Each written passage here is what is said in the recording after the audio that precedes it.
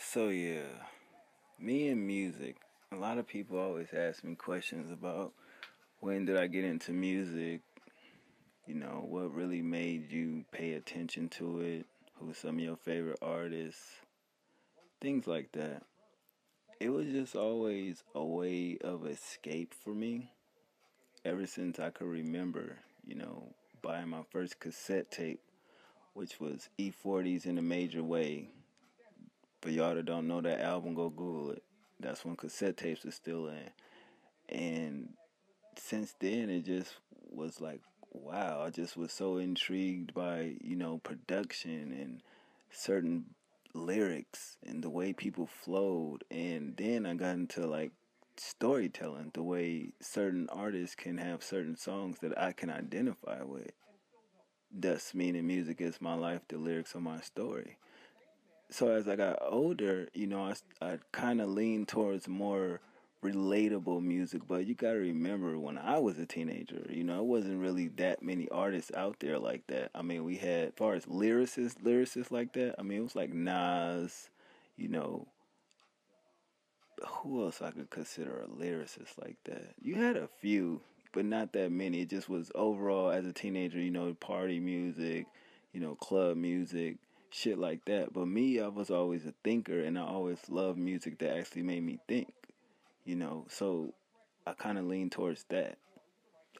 It depends on what emotion that I was going through at that time. Like, if you're in a relationship and you're going through shit with your girlfriend, you lean towards more of the rap that's catered towards, relationship type music. Or say if you're sad and you lost family members or close friends, or, things like that, you lean towards music like that. But every time I would listen to, an album, I would always look for that signature song that stands out. No matter what album I bought, it was always a song that I knew I was looking for. It was a sound I was looking for, and it was a song I was looking for, and I would always get that.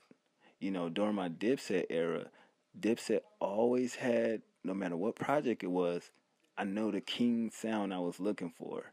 They had an overall sound, but far as song structures on the album, it was always that one single I was looking for that I would always get, and that was the thing with Dipset. And then when it came to when Kanye West came out, with College Dropout, Through the Wire, it's just like an incredible story of a person that really came back from a life career ended incident and actually lived to tell about it. So the thing, basically, what I'm saying is, when it comes to music, I don't listen to, like, you could say, okay, you listen to everything. I listen to everything, but I don't really pay attention to that shit. It's the music that actually has like a stamp on it, and it's just like that's gonna be here forever because me personally, I identify with that record. If I was to say, to describe my life as a teenager, I probably can pick 10 songs, not off the top of my head, but I could probably do a list of maybe 10 songs that, as a teenager, that I listened to every fucking day. Because when I listen to music, if I have a certain list of artists and it's certain songs they have, I'm going to always go to those records. Like, every album in my iPhone, it's certain songs that I go to that even if it's the lyrics, of course it's the lyrics first, but it'd be the production with it, the flow with it, the emotion with it. And, not to sound soft, but it's sometimes the emotional records that I lean more towards too. It wouldn't even matter if it's a rap song, it could be a pop song, it could be a rock song. It just, I was really heavy into relationships as a teenager. I mean, love and things like that. But far as like with broken homes, I didn't have a broken home, but I had issues in the home just like everybody else did. So it was music that, when J. Cole would rap about certain things, or say Lupe Fiasco, definitely Lupe Fiasco and Wale. These are like artists as I got older. But far as mid 20s, I would say I was listening to, of course, a lot of Lil Wayne, but that's back when I indulged in certain things, and that was the music that I was listening to because I can vibe with it. But I still needed the balance of the consciousness of music. I listened to Common. I love Common. B album. Who else? I was a lot of Jay Z. You know, certain songs though. It'll probably be the songs that y'all wouldn't like, but I would love. You know, even Kingdom Come. People said that album was whack, but it's a mature album. So it's just a lot of different variations of artists and music. You know, and genres that I feel like can make me, no matter how I'm feeling, it's a song that I can go to or an album, a body of work. Because it's easier to say, okay, you could pick different songs and throw them in a playlist. But if a whole body of work can convey your whole emotion, I think that's powerful music. 808s and Heartbreak is one of the ones. Graduation, you know, Illmatic is another one to where my favorite song on that is what's the name of that song? I think it's track 5. I can't think of the name of it, my bad y'all, but I think it's track 5 or track 6. Of course Life's a Bitch was always my favorite record, you know. Um Memory Lane, that's what it is. Memory Lane was always my favorite record. And I knew it was something special about the record because when I used to play it, it even got my mom and my little brother into it. And that became my little brother's favorite song. You know, it just, maybe he liked it for probably the production part of it or the way Nas flowed, but I love the overall song of it, just the way he constructed it. You know, and it's like, wow, this dude is amazing. AZ is another one. I bought Asiatic album 3 different times. It's just the storytelling, certain records on there just hit home, and it's like, wow, this shit is crazy. You know, even on Jay Z the Blueprint 2. Um, what's the name of that record? I cannot think of the name of that record, but it's the more soulful song that's on the album.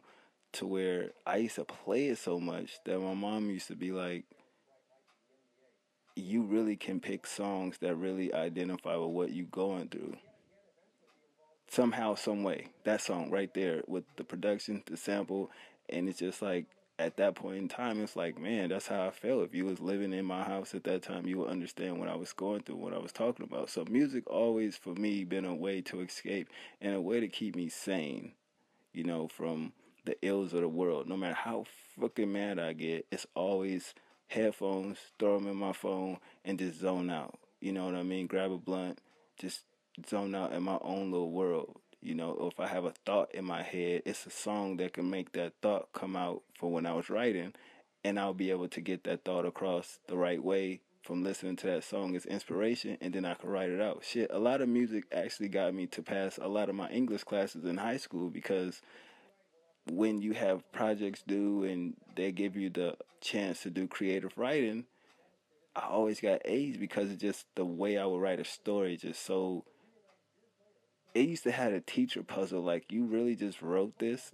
Like, it's out of your mind? And I'm like, well, yeah, it's creative writing, but it's just like the way it looked.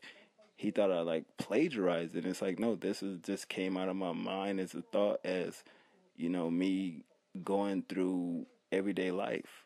And it was just so amazing to see that the way the teacher looked at it for a fucking freshman in high school to have a thought process like that.